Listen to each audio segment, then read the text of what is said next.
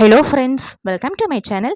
இன்றைக்கி நம்ம இட்லி, தோசை, ஆப்பம், ஊத்தப்பம்னு எல்லா வகையான டிஃபன் வெரைட்டிஸ் கூட சாப்பிட்றதுக்கு ரொம்பவே சூப்பரான சுவையான வேர்க்கடலை குருமா செய்கிறது எப்படின்னு பார்க்கலாங்க.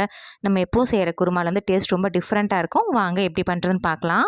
வேர்க்கடலை குருமா செய்யறதுக்காக ஸ்டவ்வில் ஒரு பேன் வச்சு அதில் 2லேருந்து ஒரு 3 ஸ்பூன் அளவுக்கு எண்ணெய் சேர்த்துக்கலாங்க. எண்ணெய் நல்லா சூடானதுக்கப்புறமா அதில் ஒரு 1/4 ஸ்பூன் அளவுக்கு சோம்பும், கூடவே 2 பிஞ்ச் அளவுக்கு கல்பாசி, ஒரு பிரிஞ்சி இலை இதெல்லாத்தையும் சேர்த்துக்கலாம். சோம்பு நல்லா பொரிஞ்சதுக்கப்புறமா மீடியம் சைஸ் பெரிய வெங்காயம் பொடியாக கட் பண்ணி வச்சுருக்கேன். அது கூட ஒரு 10 கருவேப்பிலை சேர்த்துருக்கீங்க. இது எல்லாத்தையும் சேர்த்துட்டு கண்ணாடி பதத்துக்கு இந்த வெங்காயம் நல்லா வதங்கி வரணும். அந்த அளவுக்கு நல்லா வதக்கி எடுத்துக்கலாங்க. வெங்காயம் நல்லா கண்ணாடி பதத்துக்கு வதங்கினதுக்கப்புறமா இது கூட ஒரு மீடியம் சைஸ் நாட்டு தக்காளி எடுத்து கட் பண்ணி வச்சுருக்கேன். அதை சேர்த்துக்கலாம். ஒரு சின்ன தக்காளியாக இருந்தால் 2, மீடியம் சைஸாக இருந்தால் 1 சேர்த்துக்கோங்க. சேர்த்துட்டு இந்த தக்காளி நல்லா கொலைய வதங்கி வரணும். அந்த அளவுக்கு வதக்கி எடுத்துக்கலாம். தக்காளி வதங்குற சமயத்தில் இந்த குருமாக்கு தேவையான மசாலா அரைச்சி எடுத்துக்கலாங்க. அதுக்கு ஒரு மிக்சர் ஜாரில் ஒரு மீடியம் சைஸ் பெரிய வெங்காயம் எடுத்து ஸ்லைசஸாக கட் பண்ணி வச்சுருக்கேன். அது சேர்த்துருக்கிறேன். ரொம்ப பெரிய சைஸ் எடுத்துட வேண்டாங்க, மீடியம் சைஸ் எடுத்தோம்னா போதுமானதாக இருக்கும். அது கூடவே காரத்துக்காக 3 பச்சை மிளகாய், ஒரு 5 பல்லு பூண்டு, மீடியம் சைஸ் துண்டு இஞ்சி 2ஆக கட் பண்ணி வச்சுருக்கேன். அதை சேர்த்துக்கலாம். அடுத்ததாக ஒரு நாட்டு தக்காளி எடுத்து 4ஆக கட் பண்ணி வச்சுருக்கீங்க. அது சேர்த்துக்கலாம். மீடியம் சைஸ் நாட்டு தக்காளி எடுத்துருக்கிறேன்.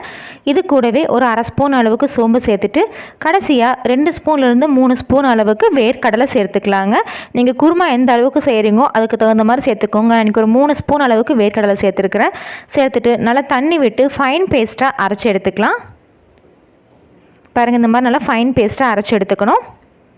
அடுத்ததாக ஒரு மிக்சர் ஜாரில் ஒரு 1/4 மூடி அளவுக்கு தேங்காய் எடுத்து ஸ்லைசஸாக கட் பண்ணி சேர்த்துட்டு கூடவே 2 துண்டு பட்டை, 2 கிராம்பு இதை சேர்த்துட்டு தண்ணி விட்டு நல்லா ஃபைன் பேஸ்ட்டாக அரைச்சி எடுத்துக்கலாங்க.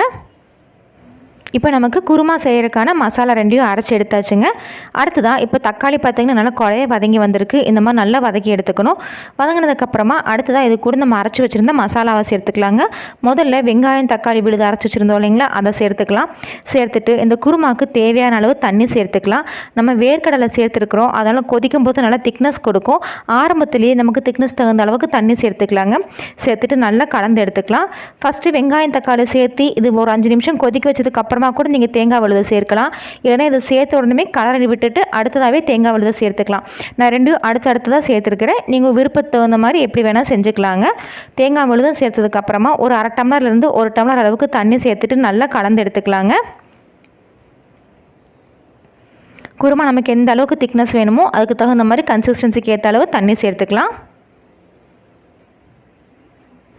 நல்லா கலந்து விட்டு எடுத்ததுக்கப்புறமா இந்த குருமாவுக்கு 2 பிஞ்ச் அளவுக்கு மஞ்சள் தூளும் இந்த குருமாவுக்கு தேவையான அளவு உப்பும் சேர்த்துக்கலாங்க. அடுத்ததாக காரத்துக்காக 3 பச்சை மிளகாய் சேர்த்துருக்குறோம். இப்போ ஒரு 1/2 ஸ்பூன் அளவுக்கு குழம்பு மிளகாய் தூள் இல்லைனா சாம்பார் தூள் எது வேணாலும் சேர்த்துக்கலாம். சேர்த்துட்டு நல்லா கலந்து எடுத்துக்கலாம். நீங்கள் தனி மிளகாய் தூளும் சேர்த்துக்கலாங்க. உங்கள் காரத்துக்கு தகுந்த மாதிரி சேர்த்துக்கோங்க. சேர்த்ததுக்கப்புறம் உப்பு காரம் எல்லாம் செக் பண்ணிக்கலாம். உப்பு காரம் எல்லாம் செக் பண்ணதுக்கப்புறமா இந்த குருமாவுக்கு ஒரு மூடி போட்டு மீடியம் ஃப்ளேமில் வச்சு ஒரு 10 நிமிஷம் நல்லா கொதிக்க வச்சுக்கலாம். வெங்காயம் தக்காளி எல்லாம் பச்சையாக சேர்த்துருக்கோம். அந்த பச்சை வாசனை போய் நல்லா கொதிச்சு வரணும். ஒரு 10 நிமிஷம் கொதிக்கட்டும். இப்போ 10 நிமிஷம் கழித்து பாருங்கள், நல்லா மணக்க நமக்கு வேர்க்கடலை குருமா ரெடி ஆயிடுச்சு. இதுக்கு மேலே பொடியாக இருக்குன்னா மல்லி இலை தூவி இறக்கிடலாங்க. இது இட்லி, தோசை, ஆப்பம், ஊத்தப்பம் எது கூட சாப்பிட்டாலும் அருமையாக இருக்கும். ஃப்ரெண்ட்ஸ், நீங்களும் இந்த வேர்க்கடலை குருமா ரெசிபியை ட்ரை பண்ணி பாருங்கள். ட்ரை பண்ணி பார்த்துட்டு கமெண்ட்ஸுகளை சொல்லுங்கள். உங்களுக்கு இந்த வீடியோ பிடிச்சிருந்துச்சுன்னா மறக்காமல் நம்ம சேனலுக்கு சப்ஸ்கிரைப் பண்ணுங்கள், லைக் பண்ணுங்கள், ஷேர் பண்ணுங்கள். தேங்க்யூ.